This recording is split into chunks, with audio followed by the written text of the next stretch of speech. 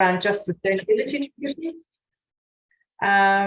Really focusing on this topic, mainly through networking activities, so through JUSTRA Cities network that has a number of social media outlets.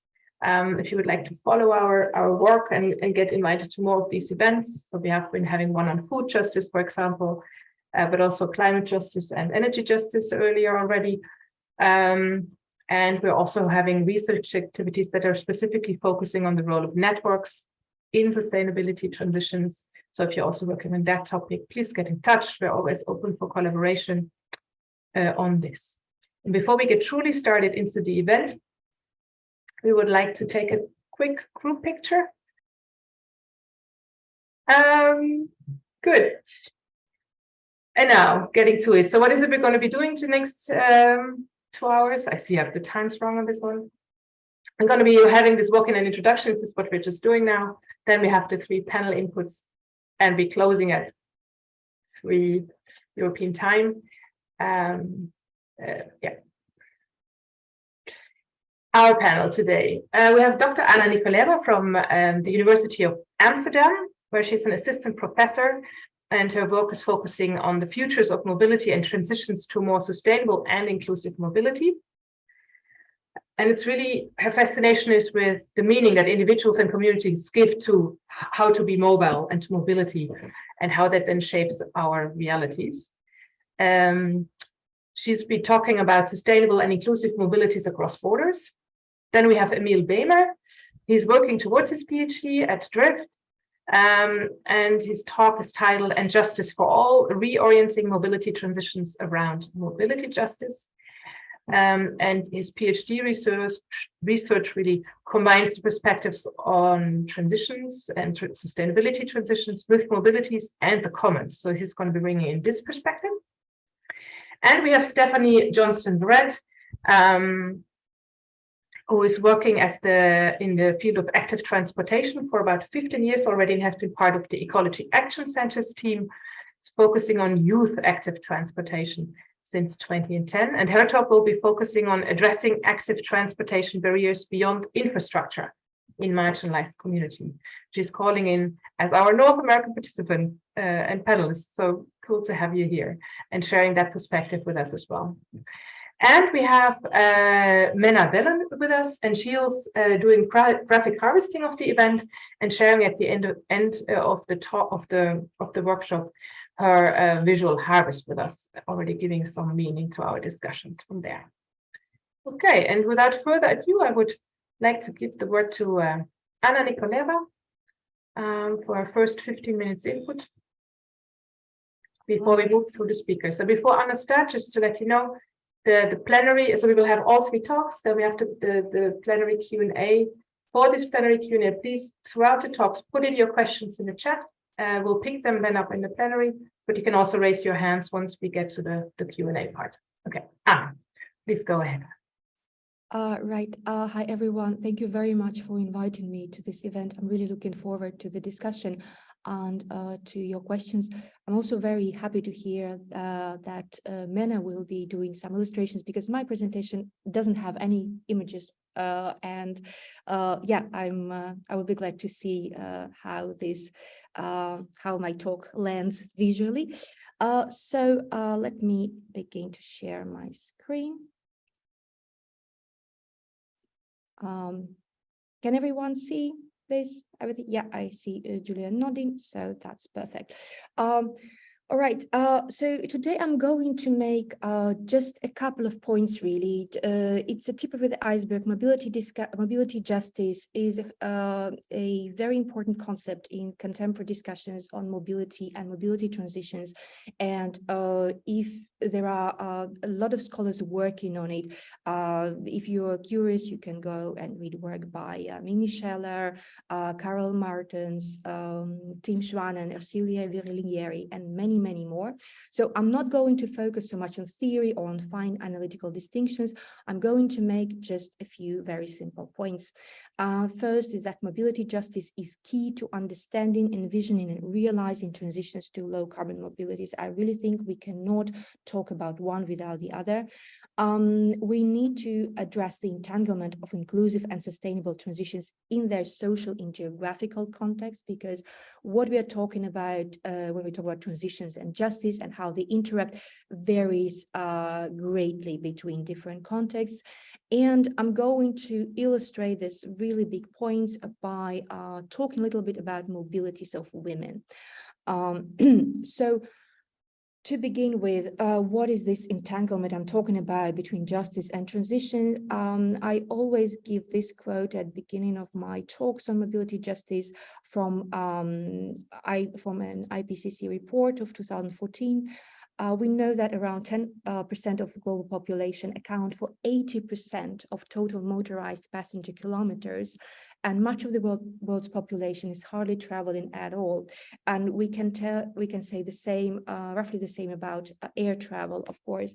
So we have a great disparity between those who contribute to transport emissions and those who enjoy relatively comfortable mobility or very comfortable mobility, and a great, really the majority of the world not having access to motorized transport or not having enough access and facing various difficulties in their daily lives.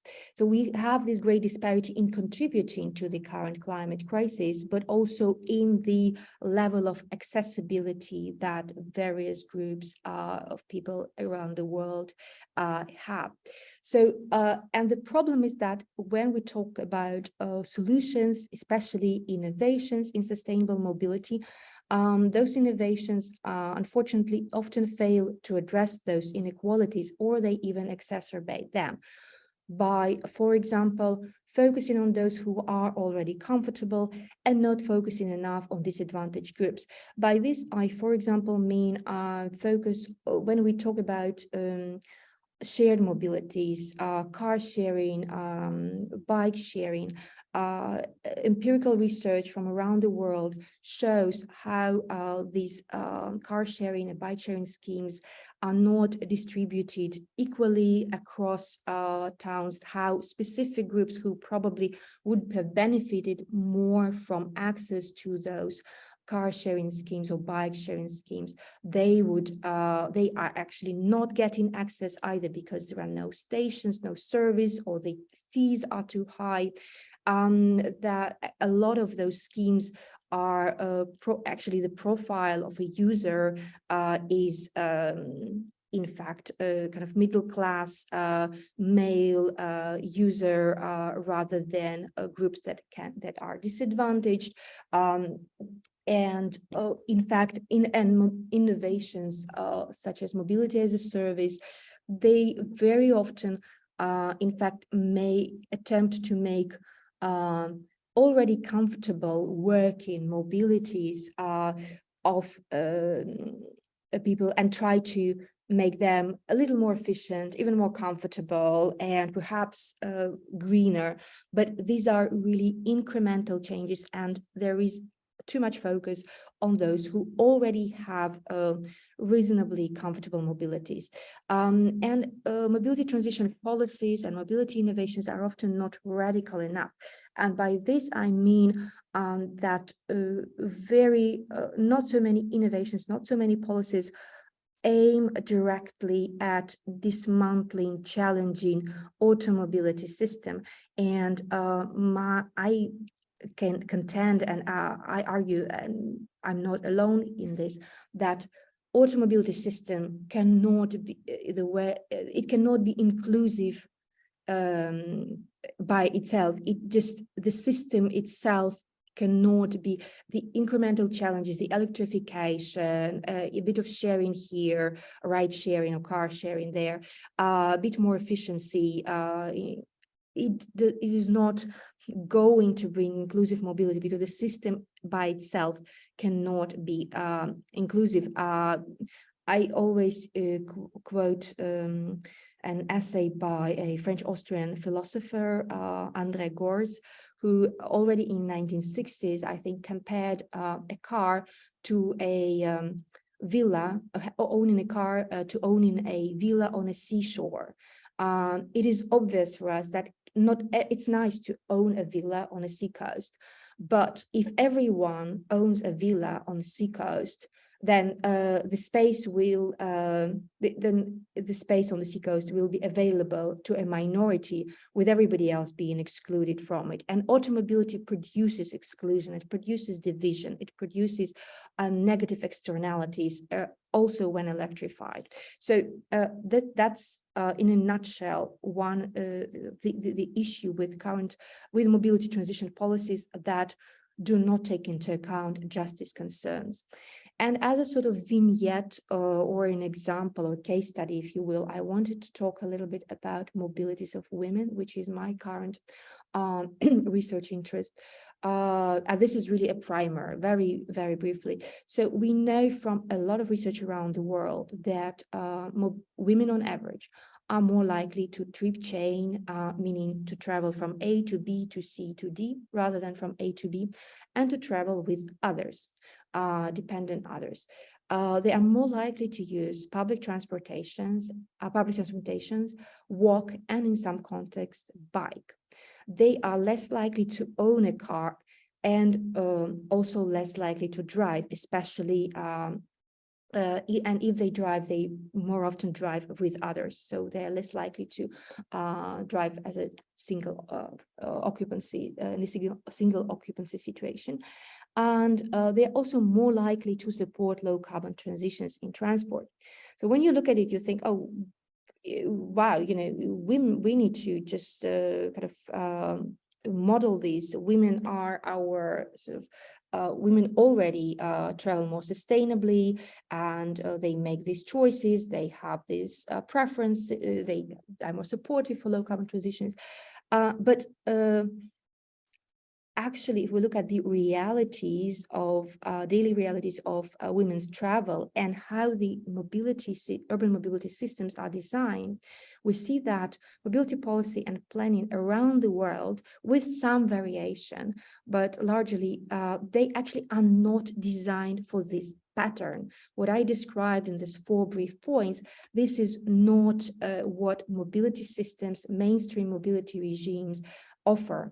They are not designed for these mobilities. They are designed for mobilities by car, for direct mobilities from A to B, for mobilities without dependent others, and so forth. And also current systems, I'll talk about this in a minute a bit more. They make mobilities of women inconvenient, more time consuming, dangerous, or even impossible. And women obviously make half of the world's population. So this is not some niche issue.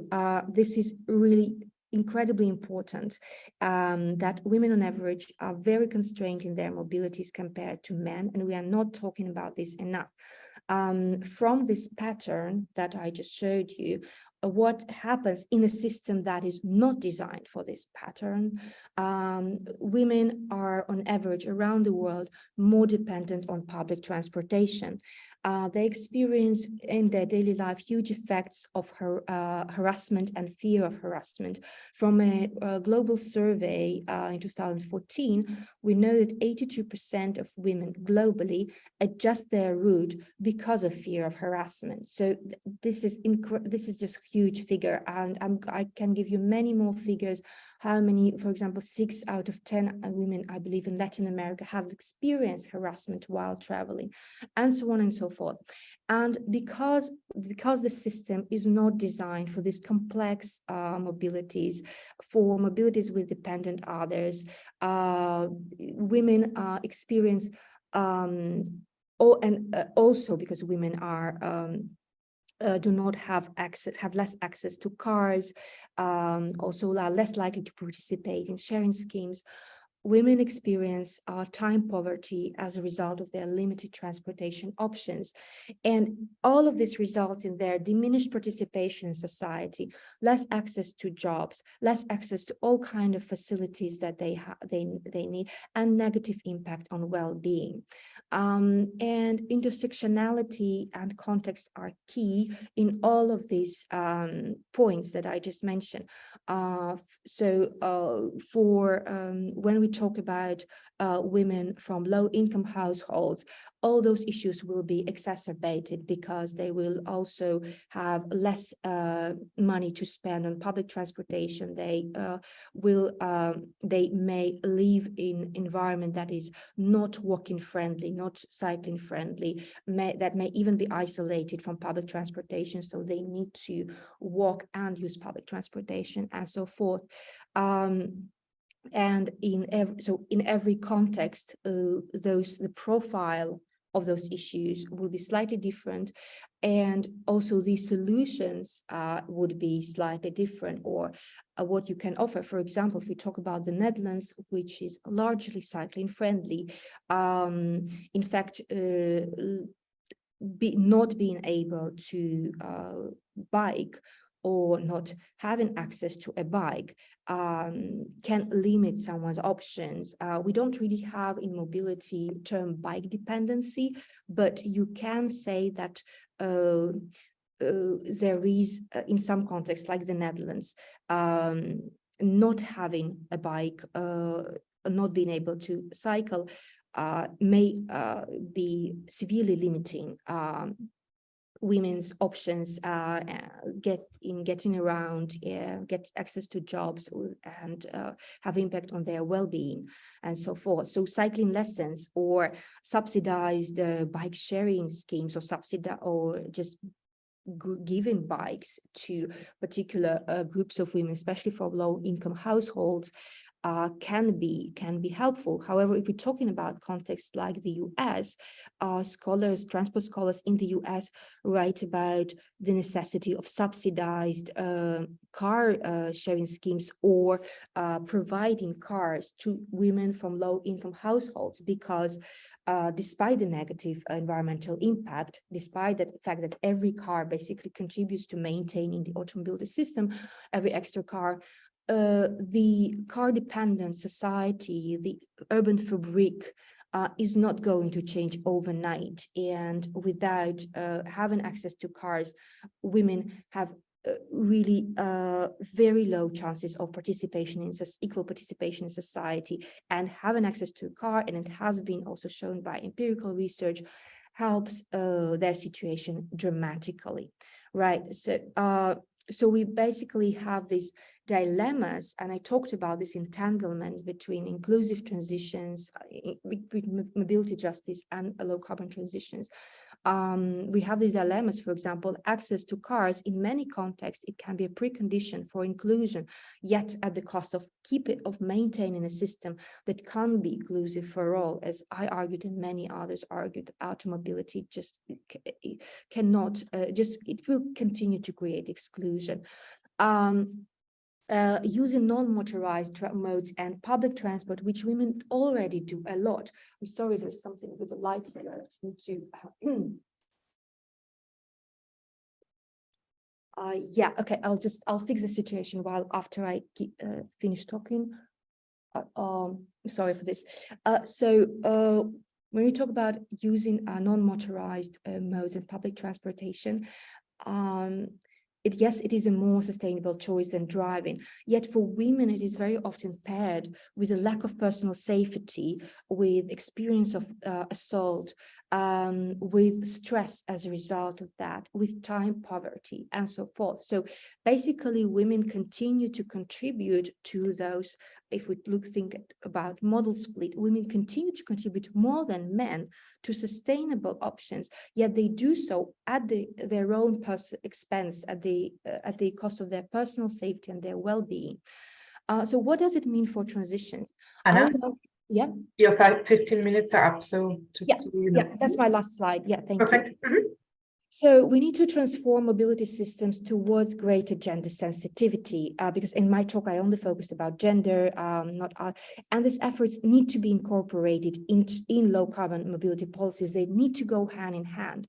And mobility transition policies need to incorporate intersectional perspective. I spoke about women in general, but various groups of women have completely different issues, and some, for example, may need, in some contexts, a subsidized car, while others may need something else. And I think we need to stop subsidizing incremental innovations that aim to improve efficiency and comfort of already privileged groups. And we need to focus not just on mobility, but also on accessibility. I don't have time to elaborate on this point. I think it's important to mention, because especially we need to focus not just on model shift, moving from one mode to a more sustainable mode, but we need to focus what people need access to, how we can provide it by urban planning, by organizing our cities differently, by other cross-sectoral policies. So not just focus on mobilities. Thank you very much for your attention. Thank you very much for a very nice talk, Anna. It was really inspiring to start with. Yes, the virtual applause. I see the hands coming up in the screens. Very nice. Yeah, we move on to Emil. First question for Anna is already here. We take that up later, so keep the questions coming. Emil, please go ahead. Yes, thank you. I'm going to assume that you can see my screen now. Yes, very happy to be here as well. Already following up such a nice talk. So my presentation is called "And Justice for All: Reorienting Transitions Around Mobility Justice." What I want to do is explore this concept of transitions a little bit more, introduce you to that particular perspective. I then also want to reflect on the Dutch mobility system, indeed some of these efforts around sustainable mobility and the injustices that relate to them. I want to touch on what needs to be done to reorient mobility transitions. And then I want to finish by discussing the emergence of mobility commons as something that hopefully can give a direction for more just mobility transitions. So let's dive right into the idea of transitions, which I understand to mean really fundamental long-term changes in particular societal systems. And I want to explore a bit how the transitions research sees those transitions as emerging. So it starts with this idea that society is organized around providing different services. So there are systems for providing energy, there's a mobility system, a finance system, etc. And within those systems, a certain established way of working, a certain regime emerges that tends to stay fairly stable in place for quite some time. So there is, if we call upon mobility as an example, we want to facilitate smooth movement through private car-based infrastructures. That is the key aspect, the key way of working of present mobility. And so that is what we optimize through policy and through technology, through business models. But all of those step-by-step improvements also create this kind of path dependence. We get stuck in a certain mode of thinking, in certain solutions, which starts to create persistent problems that are simply the current way of working is simply not able to address, which is very nicely illustrated, I think, by the famous image on the right. The solution that the system provides, we want to have private car-based infrastructure and smooth movement. The solution we provide for that is to add one more lane, decade upon decade. But of course, the solutions become part of the problem, because this does not actually fix this highly visible problem of traffic jams. It just creates wider traffic jams. And so we have, if there's this attitude of being incremental, reactive, managing from the existing, then we have these persistent problems that will become increasingly prominent. And from that, as those problems start to crash more and more, then fundamental change becomes necessary on the one hand, because the existing way of working simply cannot accommodate it, but also unavoidable. And to talk a little bit more about how that then actually happens, those processes of change, we often use this X-curve of transition dynamics. So you see that established way of working starts here in the top left corner, happily optimizing the existing way of working. But one of the key insights from transitions is that there's always already experimentation. There are alternatives. People who already see this way of working is not going to be sustainable in the long run. So we need to start thinking about how we can do this differently. And as these persistent problems become more and more prominent, and it moves into destabilization, for instance, the dominant narratives start to become challenged. You know, this idea of highway expansion will run into activists who are protesting, who say, this is, why are you doing this? Why are you bulldozing forests? Why are you continuing these emissions intense technologies? This is no longer tenable. And so while the existing system is challenged, alternatives can then start to accelerate, and they can start forming networks and provide an increasingly solid answer as to why the way of working should be changed. And that comes together in this clash in the middle, this era of chaos, where really you could say there is no more the dominant system, and we can really start making fundamental choices about what kind of futures we want, leading into these two dynamics of then stabilizing a new system with usually elements from both the old and sort of those radical alternatives, and the final dimensions of phasing out, really getting rid of fossil fuels being the prominent example, things that we really don't want anymore. This is a very linear interpretation. There are also multiple initiatives can exist along multiple points of this curve at the same time.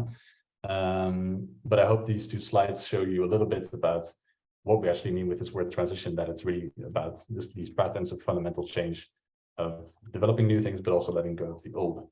So one question that is not yet answered here is where we actually want to transition towards.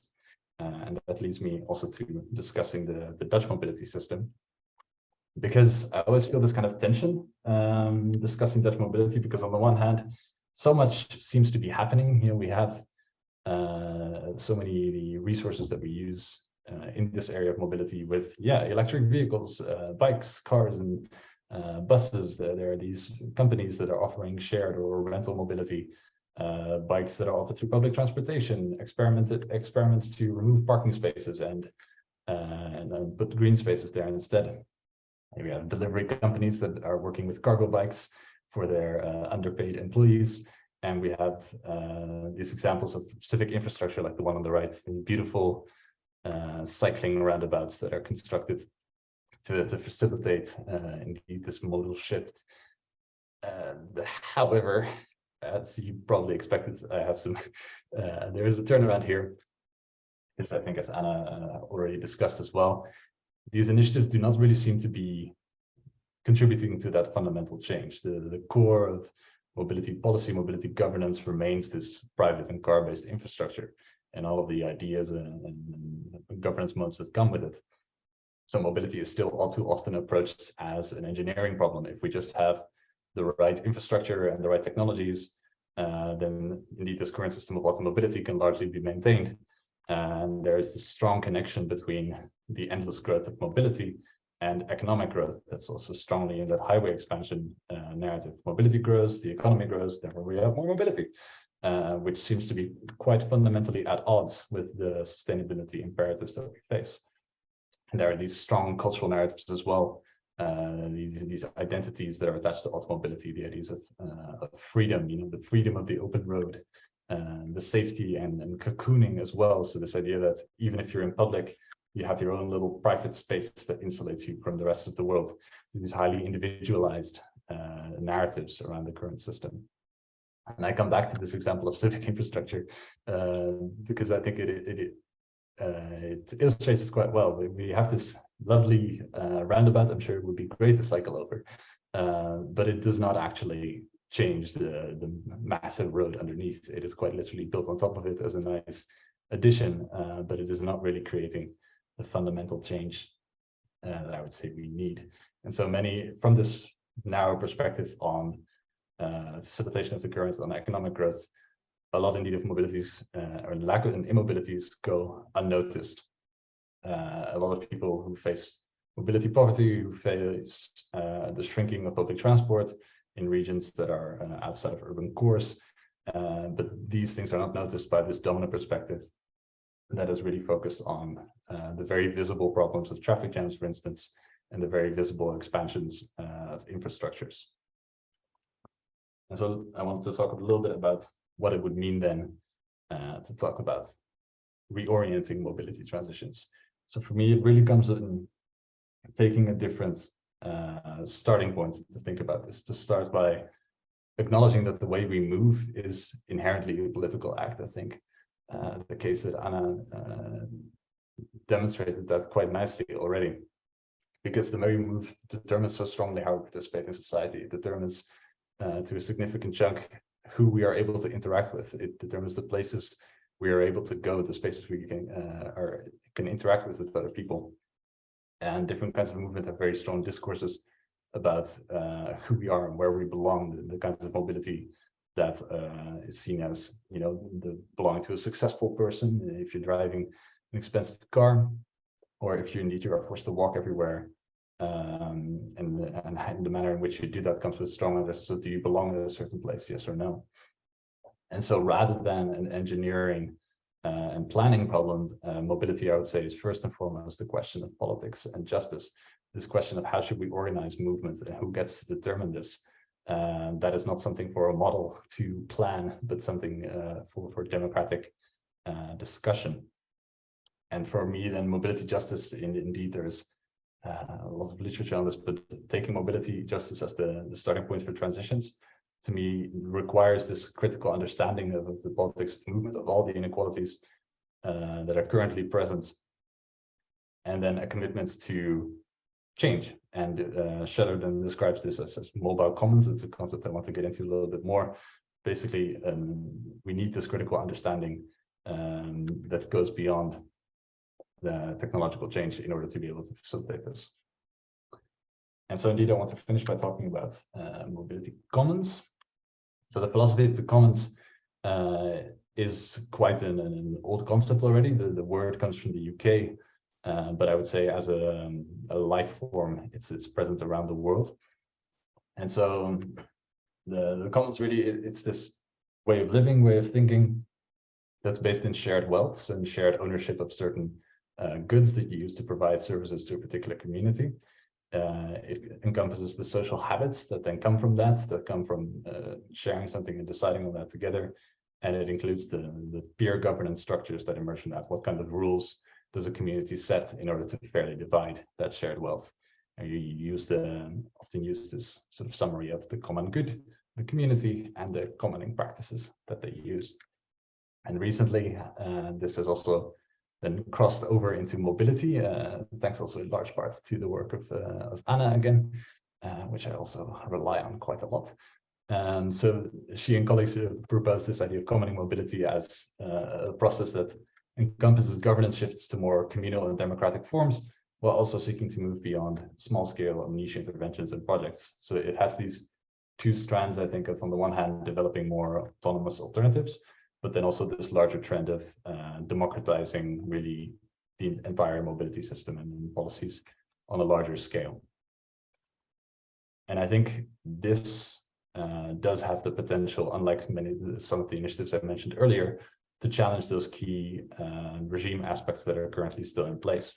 So this idea of perpetual growth of mobility in the economy is challenged if you start thinking about mobility as a kind of collective right, where we try to meet human needs within ecological boundaries rather than in a sort of abstract idea of growth. Many of these individualist narratives and values are challenged if you place the social meaning and the social practices around mobility, the way people interact through that at the center.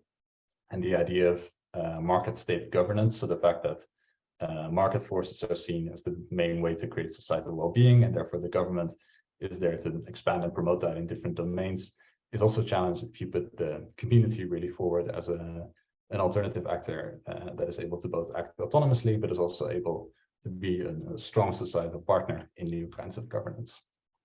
And a way that I personally also work on this is through research with mobility cooperatives. So these are community initiatives that provide shared mobility to their members. They usually operate in certain neighborhoods or in certain towns. And to me, these are an interesting example of commons because they do really create new patterns of movement and new meanings of movement. And that comes really from also an alternative vision of what do we want to do with public space and how do we want our communities to look like? Do we really want, how many cars do we want in our neighborhood, or versus how much green space? How connected do we want to be as a community, or do we want to live our lives as individuals? And so it really addresses, I think, these politics of movement and shows that there is not just one direction, one general plan for transition, but that it's open to local contestation and local meanings based on these kinds of initiatives. And so I do think it has the potential to be a step towards mobility commons and mobility justice.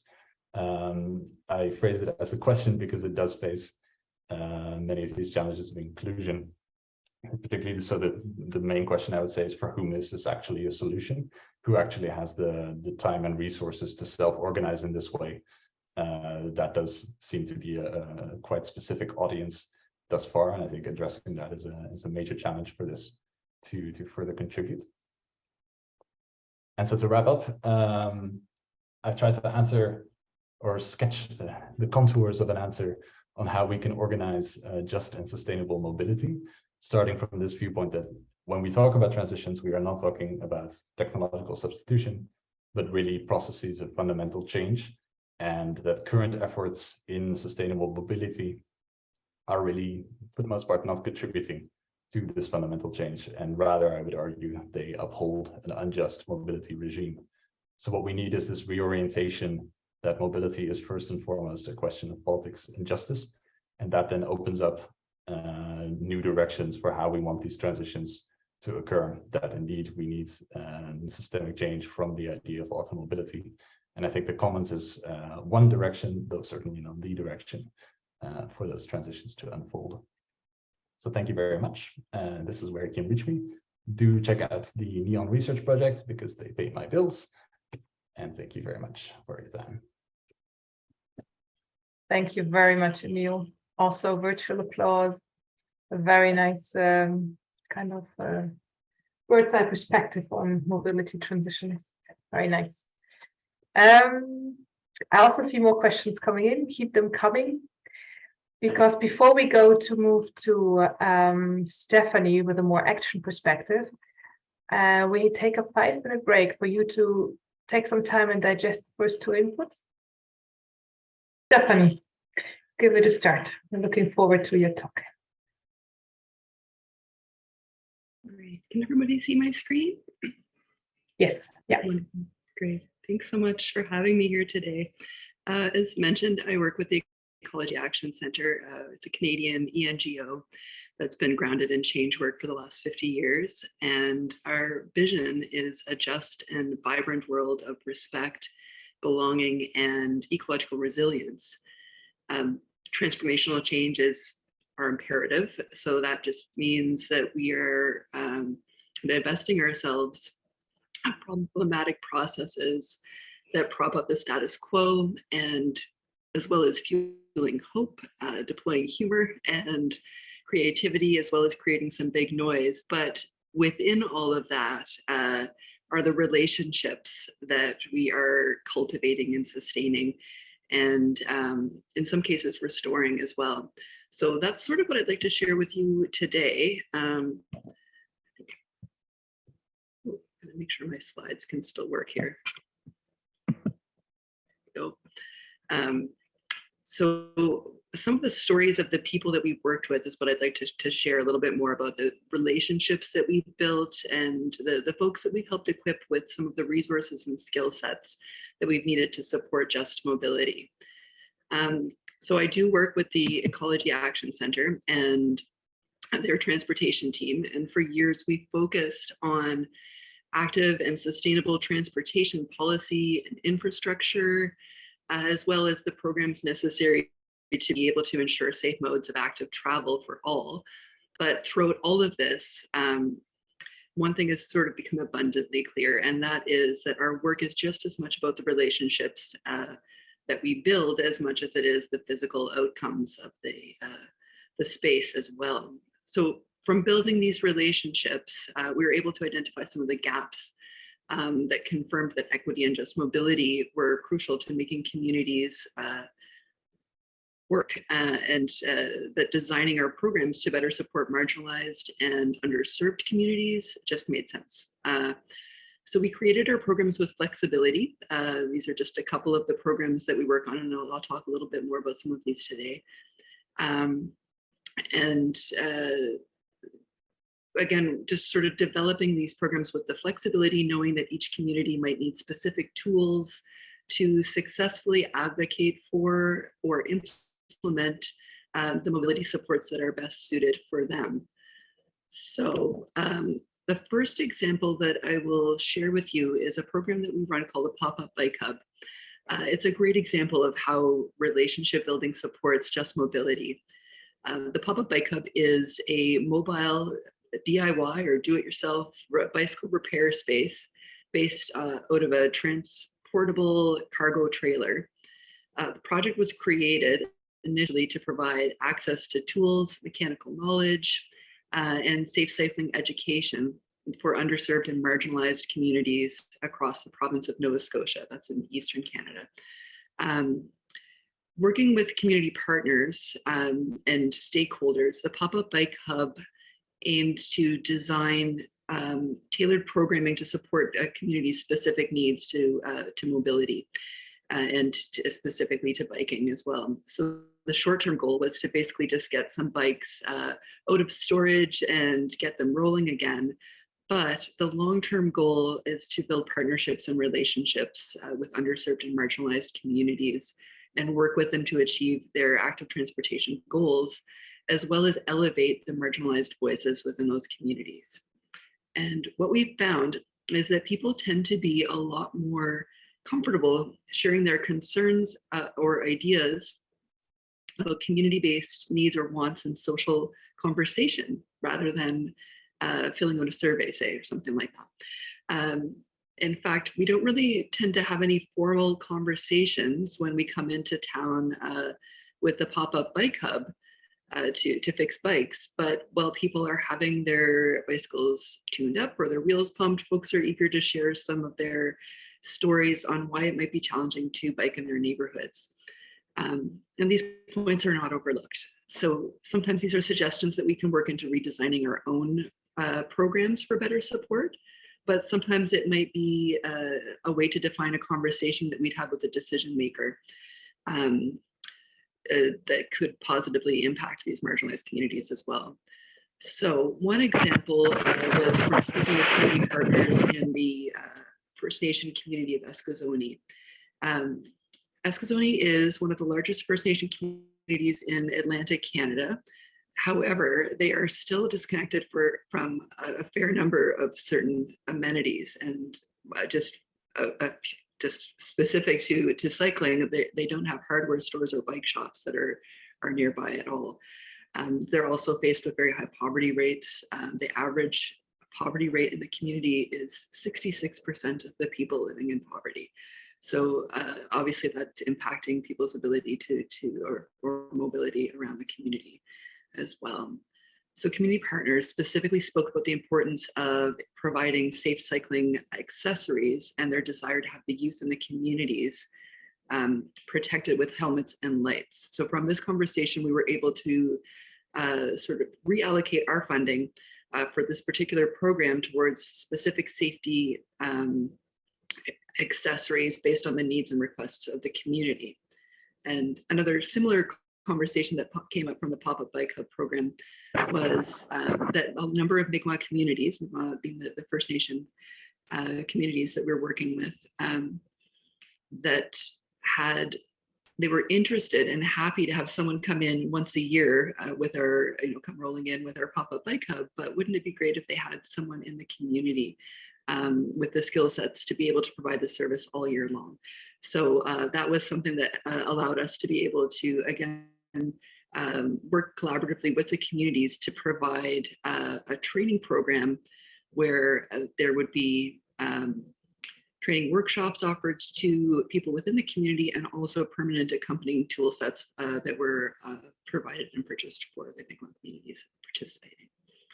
So alongside all of these sort of on the ground examples was also the ability for leaders in the community to be able to see how the population was responding to being able to have access to these sorts of opportunities and resources as well. And we found that to be a helpful sort of way to allow them to rethink some of their perspectives on what was important to the community, what was important with respect to active transportation, and how to be able to advocate for it. So within these partnerships, being able to sort of develop ways to incorporate it into their community plans and so on. Another example that I wanted to share was, it's actually two programs that partner up together that we work on. The first is called Welcoming Wheels. It was a program that was initiated back in 2015 with the intention of offering mobility options to newcomers in Halifax. Halifax is the capital of the province of Nova Scotia. It's got a population of just over 400,000 people. And many individuals or families that arrive as newcomers, as in any place that we would have newcomers, are placed in really challenging geographical or socioeconomical circumstances. So accessing their workplaces, accessing essential community amenities, like grocery stores, schools, daycares, all those sorts of things, always seem to present a challenge, whether it was an economic challenge or even just, again, a geographical challenge as well. So looking into ways to promote active transportation as an accessible and appealing option for newcomers was the basis of the Welcoming Wheels program. The program gifts refurbished bikes to interested newcomers, along with bike safety, providing bike safety lessons and programs. It was a great program. It provided newcomers with another form of transportation that allowed them to connect with their communities, to gain access to the places, people, jobs that they wanted to be able to connect with, and also have positive effects on their physical and mental well-being. However, in order to make it a sustainable program, it really needed to have something that went beyond just what was sort of our idea as an organization. We really needed to connect more with the people who were participating with the newcomers that were involved in the program. And what this brought forward was the Bike Buddies program.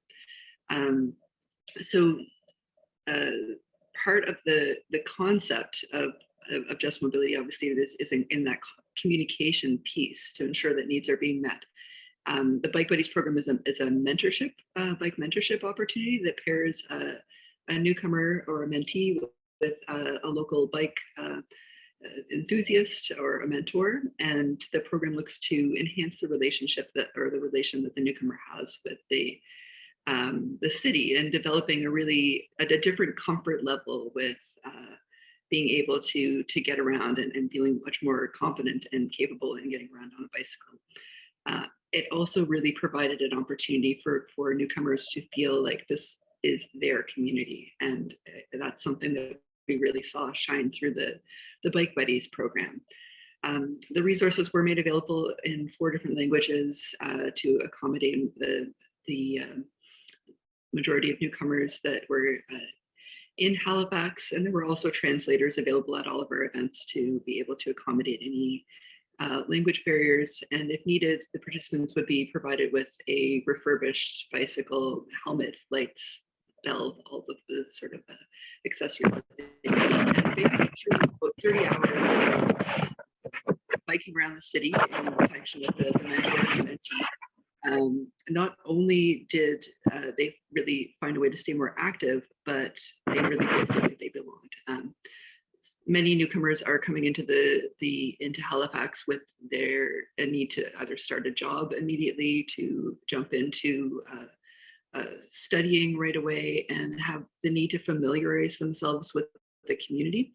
And what we actually found that came out of the program that was most useful for folks was not necessarily having, a bike map for the city, but it was knowing what grocery store is the best place to go to, or, where can I find this and that, and all of those sorts of things. So it was the conversations and those connections and partnerships, like just the friendships that came out of those sorts of programs that really shone through. I'll share one more program with you, and this one is a little near and dear to my heart as the Youth Active Transportation Coordinator. The Youth AT Leadership Initiatives are something that we've been working on for a number of years. And for over 12 years, I've worked with child and youth active transportation programs. So developing AT plans, advocating for proper infrastructure and policy, as well as offering support programs that encourage more AT use by younger generations. But it was quite clear in conversations that we had with youth that many felt like their needs and concerns were being overlooked when rural and urban planning was being developed. And In Eastern Canada, there's also a population decrease where you see a lot in many of the smaller communities, a lot of youth are leaving as soon as they graduate from high school. And again, the population decrease is quite obvious in most of the smaller communities. So finding a way to engage and involve younger generations in mobility-based community development was a way for them to have a stake in the community, something that they've invested their time in and their ideas and thoughts in, something they're really proud of and would like to see cared for. So just to give you a quick example, I worked with a community called Glace Bay, which has, again, a significantly high poverty rate with 1 in 3 children living in poverty. And this obviously affects the physical and mental health of both parents, guardians, and children.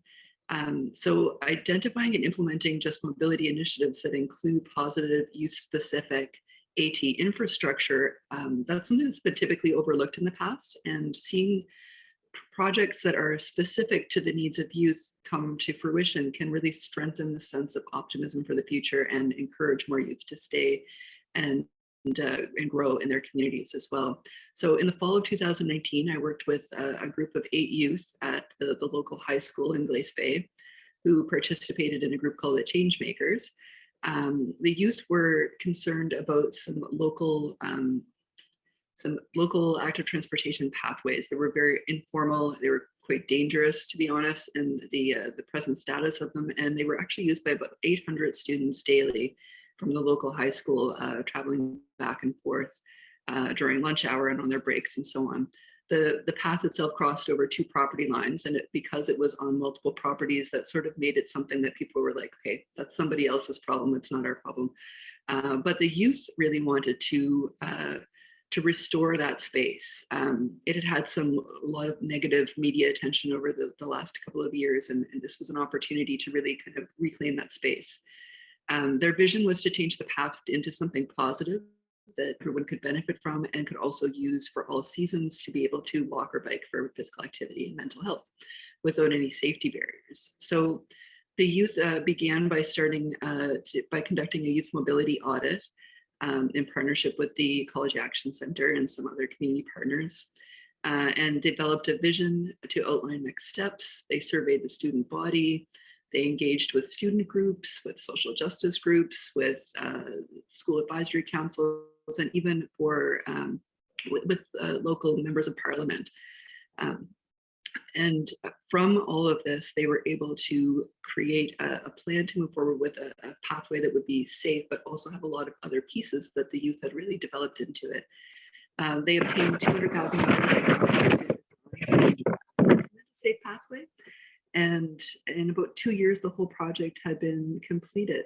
Had this been something that, where it reflected the normal sort of, not distrust, but just sort of not seeing the need to engage and involve youth in the process of community development, in particular in relation to mobility, this would never have happened and probably would have kept getting to be even more of a negative space with more unfortunate circumstances happening, with both physical injuries and other things happening as well. So youth are really an untapped resource that deserve an equitable opportunity to participate in how their communities develop.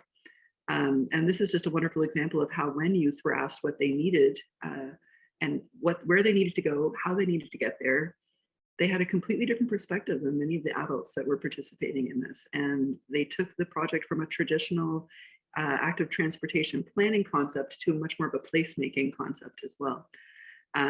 Stephanie, just to say that the 15 minutes are over, so if you could round up, we can come and ask more questions about the details. For sure. I'll just mention the youth were honored with 3 provincial awards, and we're really quite proud of where things ended up in the end, and as well as the community too. So those are just a few examples of how our work encourages conversations with different groups. So whether it's marginalized or underserved communities, in this case, newcomers and First Nations communities and youth. So supporting the growth of just mobility is really rooted in acknowledging and respecting that the community themselves not others, will be the one who is really needs to make the choices on how to best move forward in implementing for improved mobility. Thanks very much.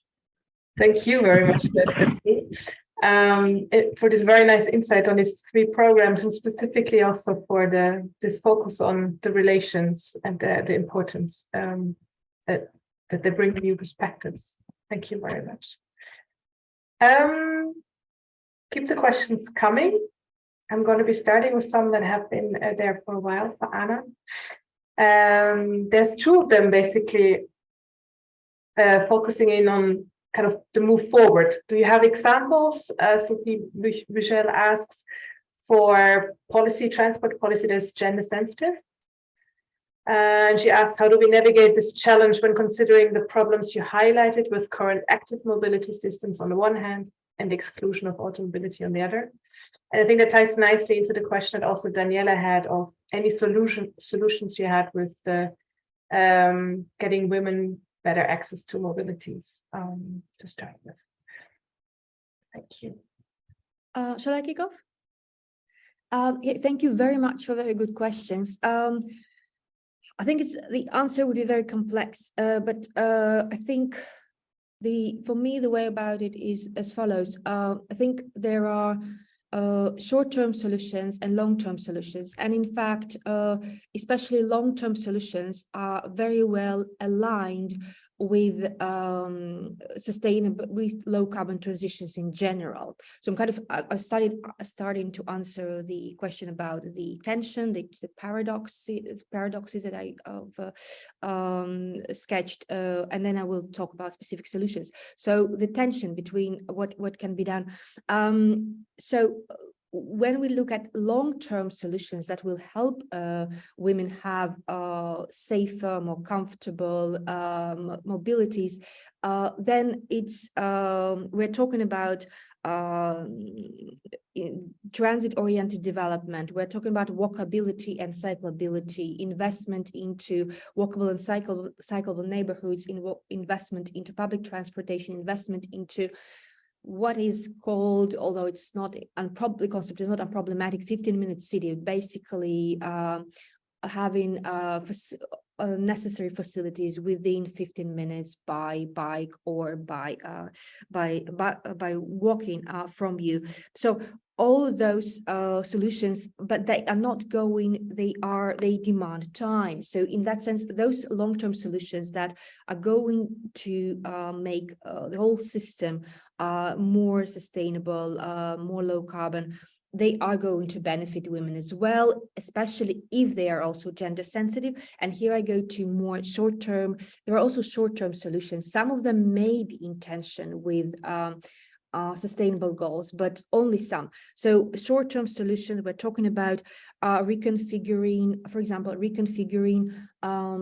schedules of public transportation to fit women, kind of female, if you will, pattern of transportation travel better, reconfiguring fees around patterns that are the travel patterns of women that suit women more, because in many places public transportation fees would basically disadvantage women because they are not suited for their travel pattern.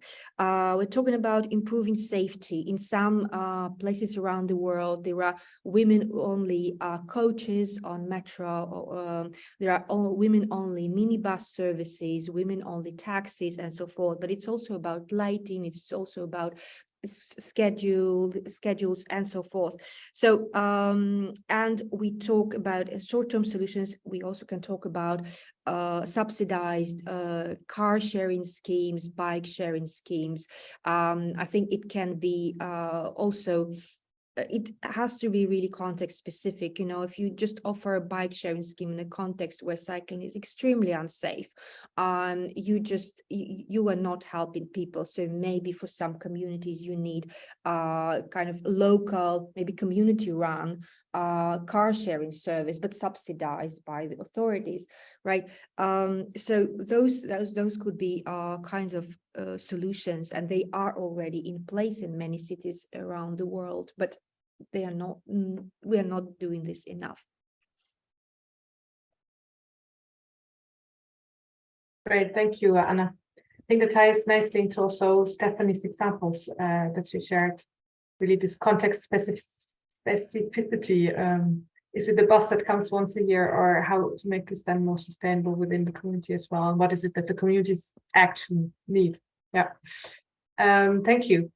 There's one question that is to both Anna and Emil, and I think it's also interesting for Stephanie to maybe reflect on it. By Jeffrey Sweeney, he's asking about how can we measure mobility and the distribution of inclusion or exclusion of mobility across societal members. So the question of how do we know, basically. I think that also arises when Stephanie shares, okay, we have these social conversations where we get information that we can't get when we do a survey. So how do we know about inclusion, exclusion, and who's the people we're talking about? And he then says, the construct seems to have physical, social, and functional dimensions. Is there a unified mobility measure to help design and evaluate new commons and new methods of inclusion? Yes, I see Emil already. So you would like to give it a start. If there is such a measure, I would love to know about it. It sounds useful, but I am not aware of it existing. I was thinking for the first part of the first question, I have a feeling that there are sort of different domains where we measure these things in very different ways. I think indeed on the one side of the spectrum, I think you have work that relates very much to Stephanie's talk. These indeed sort of very context specific, almost a sort of ethnographic work where you really stick very closely to the lived experience of particular communities, and through that learn about inclusion and exclusion just through by walking with people with physical disabilities, and then sort of learning from their experience how how their life across the city unfolds and where they can and cannot go. And then on the other hand, I feel like on the other side of the spectrum, there are the transport modelers, who indeed, from my experience, it seems like take this much more structural or systemic view, where they have to abstract a lot of things, and then in my experience tend to abstract away these sort of very complex and local the difficulties and different bodily types, and how that influences your experience. So I feel like there's this spectrum between those two, with this ranging sort of from very qualitative to very quantitative measures. And I have the feeling that it doesn't always communicate with each other as well as it could be. And there's also definitely, I would say, a difference between which of those languages or points of science is most used in policy, where models are usually a more authoritative source, I would say, than the very localized kind of research that tracks local experiences more closely. But maybe Anna would like to elaborate. Well, I just can follow up on what Emil just already said. Well, you can, there in mobility research, there is a whole strand of research on accessibility, and there are various ways of measuring accessibility. I'm not the expert on this, but in fact, you can look at how many jobs can give a household, give an individual access if they live in neighborhood S or neighborhood B or neighborhood D, and compare this. But the issue is that you only need one job. An individual only has one job and has to go to one school or pick up their kids at the daycare, and it doesn't matter, if it's not necessarily the best measure, because this quantitative aggregated approach does not necessarily tell us the actual individual, the story of actual struggle, daily struggles, daily challenges that people have, therefore a combination of quantitative and qualitative approach is really key. And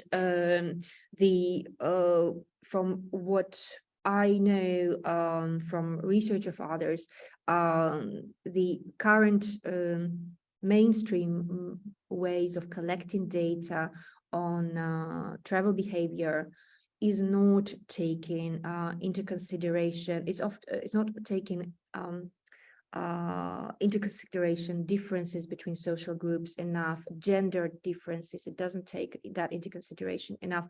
So we get a lot of aggregated data that actually tell us very little about stratification of access and daily struggles of different people.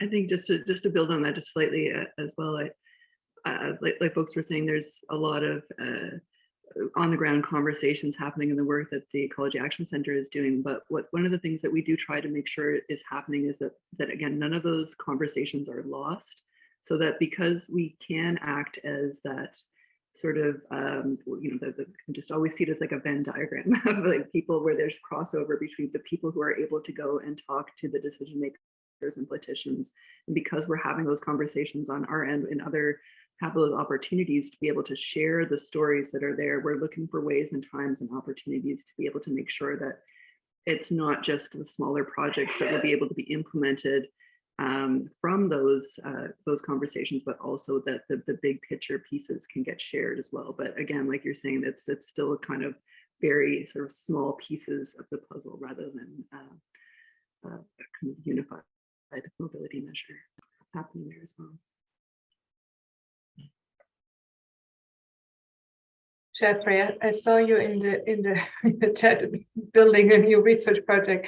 Would you like to react maybe on the answers, if you like?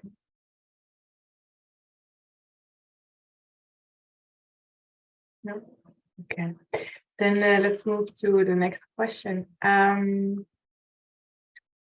Let's see. That was this nice question for Emil, and I think that's maybe also nice for the others. The difference between cities and rural areas. So how do you see the mobility experience when comparing cities and rural areas?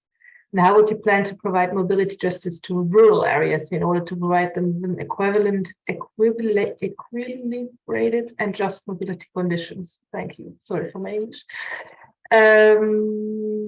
Yes, comparing cities and rural areas. I think Stephanie was also talking mainly about cities.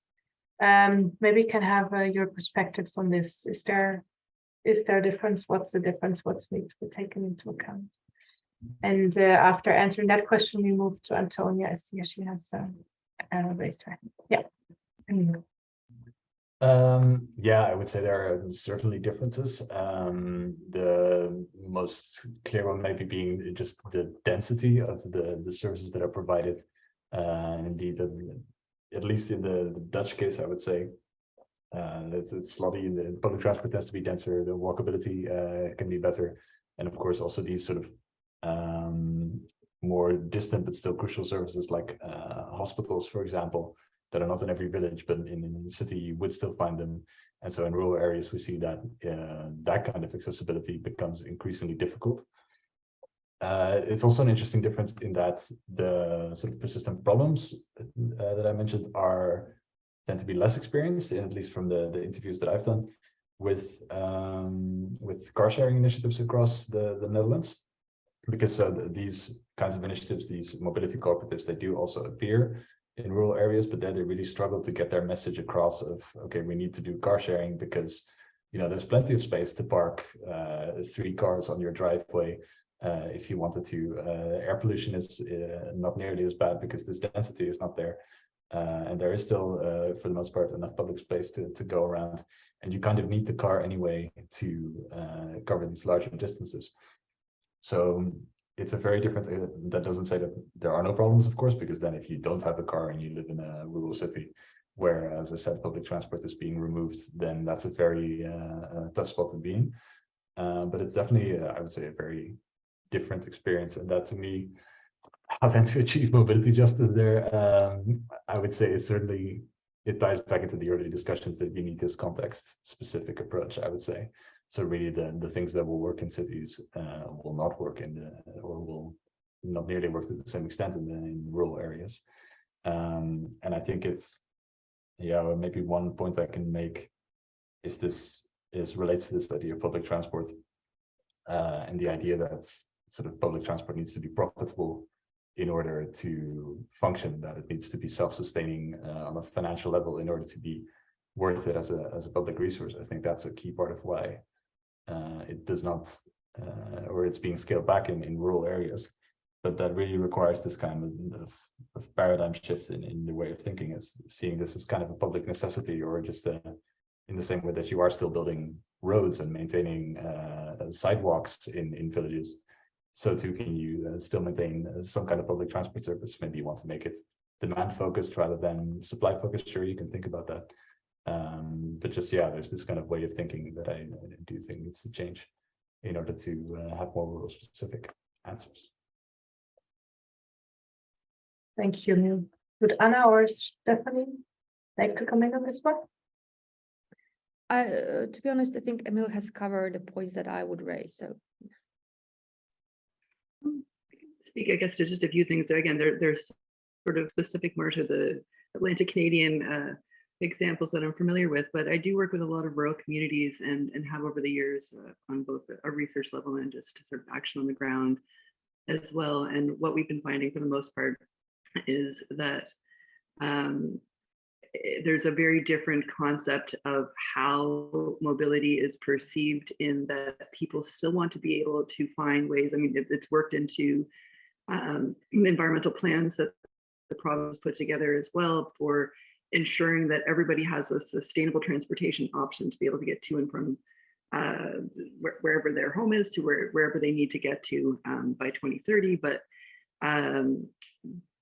it's the sort of mixed mobility ideas that I think really need to be pushed for in a multimodal travel in rural communities, and that's what we've seen more than anything else. And particularly in Nova Scotia, we have an aging community in a lot of more rural areas, and they're looking for access to hospitals. They're looking for ways to be able to get to these sorts of appointments. And what we've seen is, rather than having organized car share programs, for example, things like that are happening, it's more of these very unofficial sorts of relations that are coming together, where there's a fellow in the community that can drive people to the hospital on Tuesdays, and everybody knows about it. And again, it's just very it's not on that policy level.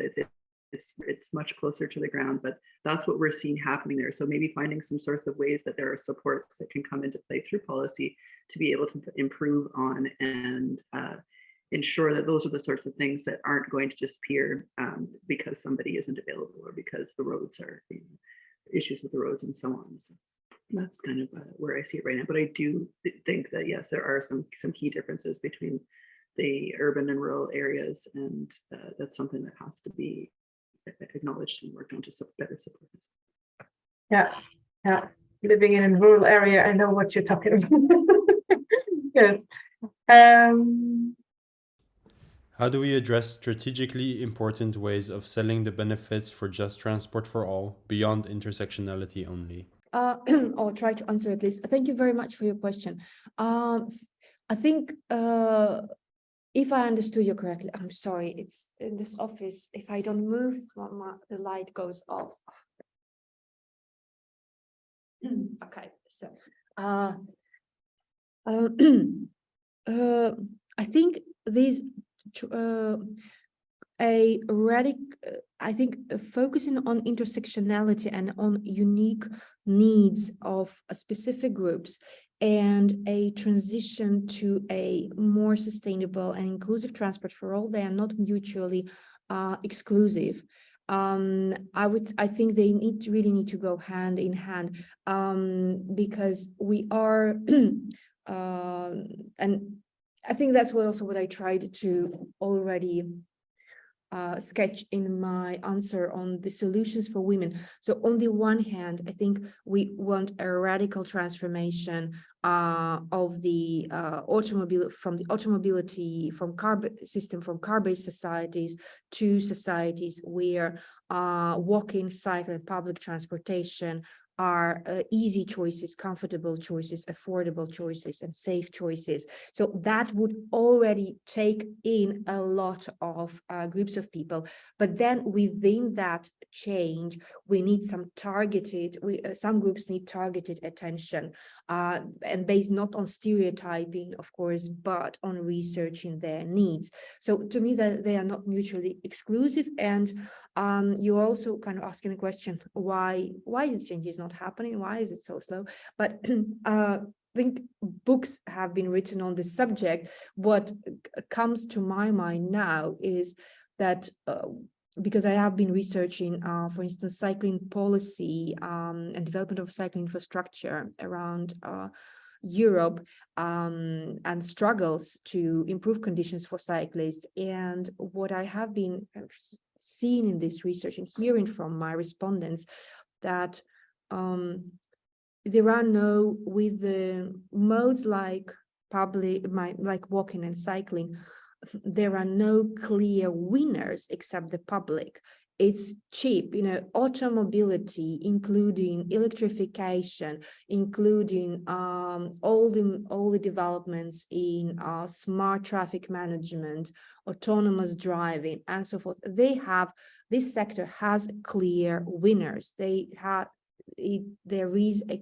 are parties that continue to earn money. These parties actually have contributed to shaping the cities that we live in. The dominance of the automobile system has not happened by chance.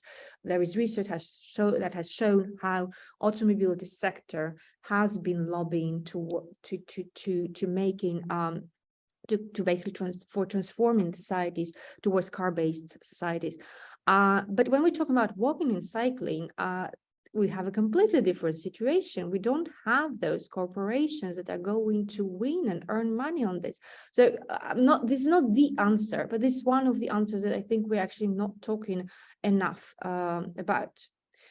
Because it is about commons, because we are by focusing on walking and cycling, this is the commons. We can create something nice for the commons. It's not going to profit any large commercial actor, and that's one of the problems. So it turned into a bit of a rant. Thank you. I think it nicely ties into the question that Alexi asked in terms of like, there's a strong lobby on the automotive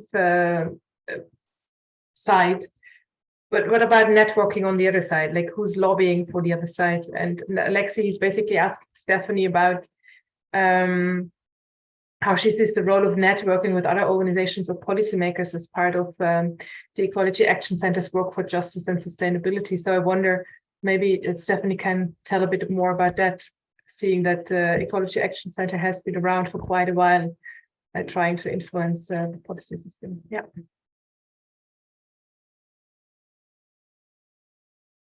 For sure. Yeah, I do think that there's, something with the relationships that we have built with with politicians at this point. The Ecology Action Center is sort of, we see ourselves as if these are the two ends of the spectrum for environmental extremity, I suppose you could say.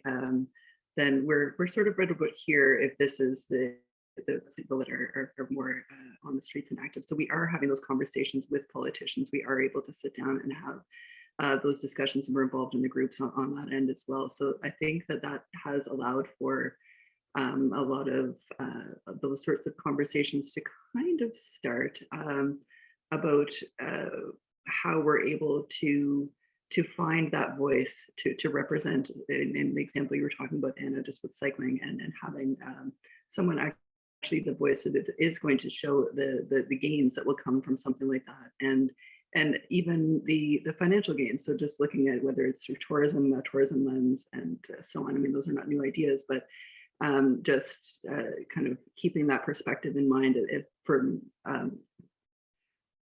through the lens of Nova Scotia, we are a province that is thoroughly based on tourism as one of our key industries right now. So that's something that we really use a lot of the time to be able to play up the benefits, outside of the health benefits of and environmental benefits of cycling and walking and other forms of active transportation. We're looking to find ways that show that it's going to be a benefit to the province as well if they start investing more within that, whether it's the infrastructure, but also the programs. We do feel like those two things need to go hand in hand. If you create the infrastructure but don't have the supports within the communities and on the ground, then you're not always going to get the outcomes that you want to be able to see there too. So I do think that that's something that we need to continue to push for and advocate for, is more recognition that we need communities to have those sorts of supports in place. I'm not sure if that answers your question. Okay, yeah. Alex is nodding, so I assume he's also happy. Great. Yes, thank you. Okay, great. I saw one more kind of underlying issue that we also often deal with in terms of working on just and sustainable cities, this paradox trade-off that is often being supposedly there between, okay, being more sustainable or being more inclusive or just, and has been partly in Anna's presentation as a dilemma, you know, women being more sustainable, but at the cost of their personal safety, to put it a bit black and white. But also I saw others touching upon that. So I wonder whether you would like to reflect on that a bit more. How do you see this? Is it a trade-off? How to go about it? What's your reflection on it? Whoever wants to start, I give the floor to you.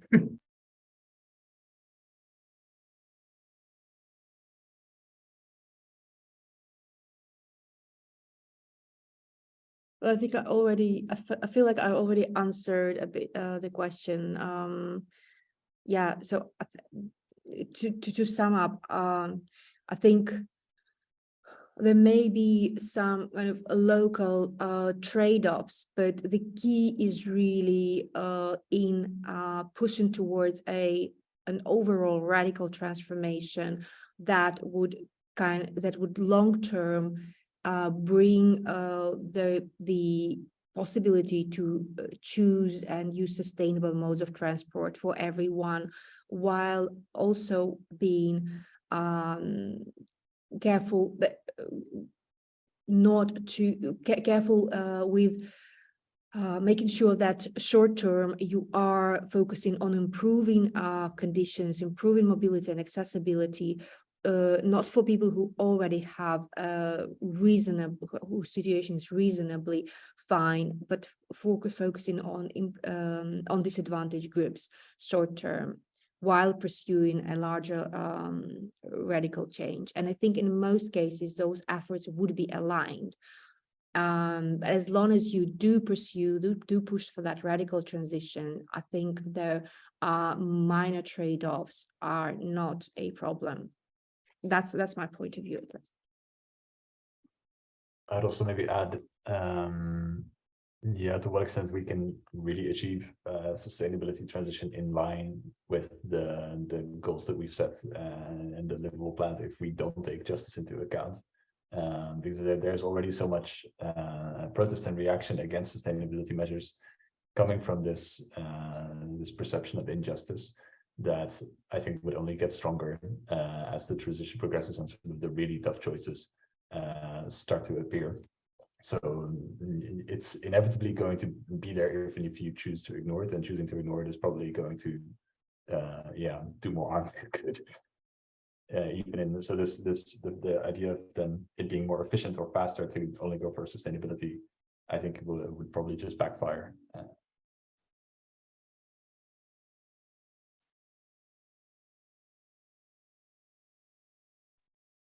Thanks, Emil. Stephanie, would you like to come in here on this one as well? Or? Sure, really just again echoing what Emil was just saying. I think that these are issues that have been, sort of people have been sitting on for a long time now, and it's just not something that can be ignored. We have to be able to not just recognize that that there are communities, and particularly marginalized communities, that have been completely left out of all of the all forms of mobility development that's been happening over the last 50, 60 or more years, and find ways that we're able to talk with communities and connect with communities to find out where folks are at. What do they want to see happen? What do they not want to see happen? And what do they not want to see continue? And how are we able to work collaboratively to be able to best ensure that these are the sorts of things that are being acknowledged and addressed and then acted on as well, so that we can provide a true just mobility. Thanks, Stephanie. What would a radical mobility transition look like that takes environmental and social factors into account? And how do we measure progress? Well, when I talk about radical transition, I definitely mean transitioning from a system where owning a car is a prerequisite for access to jobs, to facilities, to leisure, etc. So basically, a society where owning a car is not necessary. That is the vision, and then the options would be walking, non-motorized modes of transport, and public transportation and combination thereof, combined with urban planning or planning in general that facilitates access, that kind of connects instead of dividing, have an urban environment that is conducive to walking and cycling and so forth. So that is a radical transition, and that is we see kind of bits and pieces of it in some forward-looking cities around the world, but we definitely do not see it globally. We kind of see really pockets of change, I would say.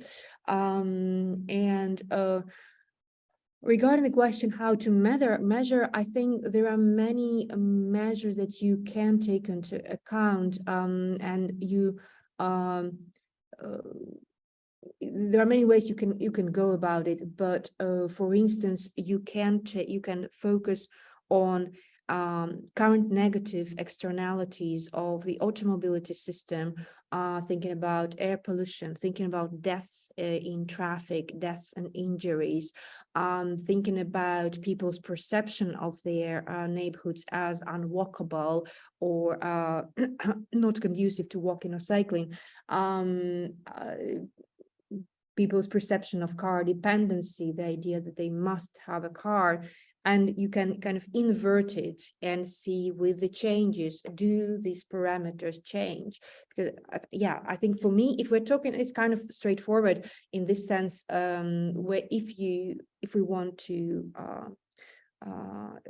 depart from car-based societies, car dependency with all its negative externalities, we need to basically look at how those externalities begin to fade away and affect our lives less than they do now. Thank you very much, Anna. Mena, I would give the screen to you to share your visual harvest. Let's see whether we can surprise Anna with the pictures. And yeah, go ahead.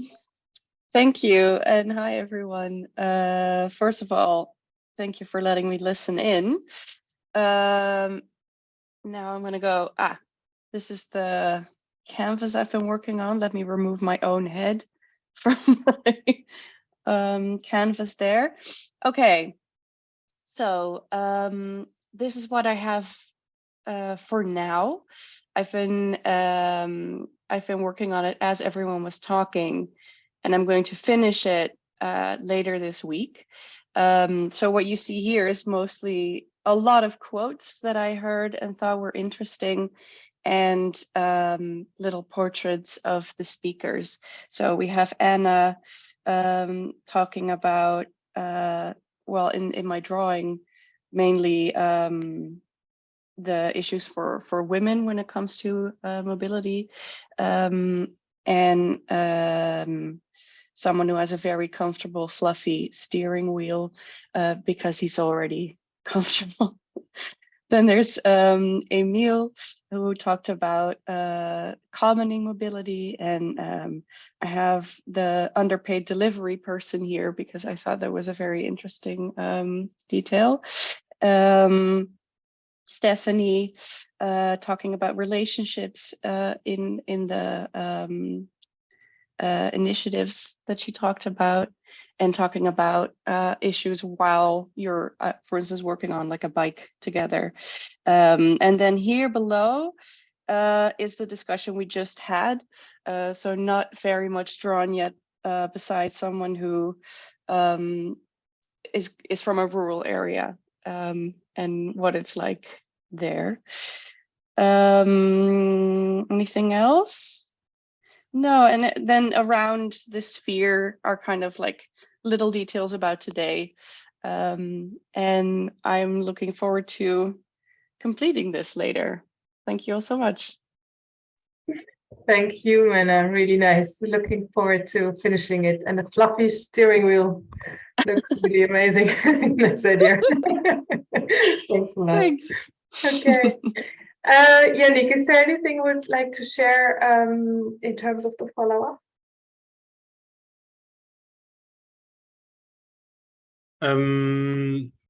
So we will be writing a blog post about this event with some of the key learnings, which will be very difficult to distill because there were really interesting conversations. There will be a recording of the event attached where with all the panel inputs, the audience will have been edited out for your own privacy. And that will be coming in a few weeks, or in a week or two or so. And then, yeah, that will be the conclusion. And then we will also be sharing the visuals by Minna, of course. Great, thank you. And keep posted. We'll continue this series on justice. The next one's going to be on fashion industry, coming up in spring. No date yet, but yeah, just follow us on any of the socials and you'll get to know it. Okay, thank you very much for being here. Thank you very much for our great panelists, Anna, Emil, Stephanie. Thank you very much for your inputs, the great questions from the audience. Looking forward to continuing discussions in other ways. Thank you. Have a good rest of your day, everybody.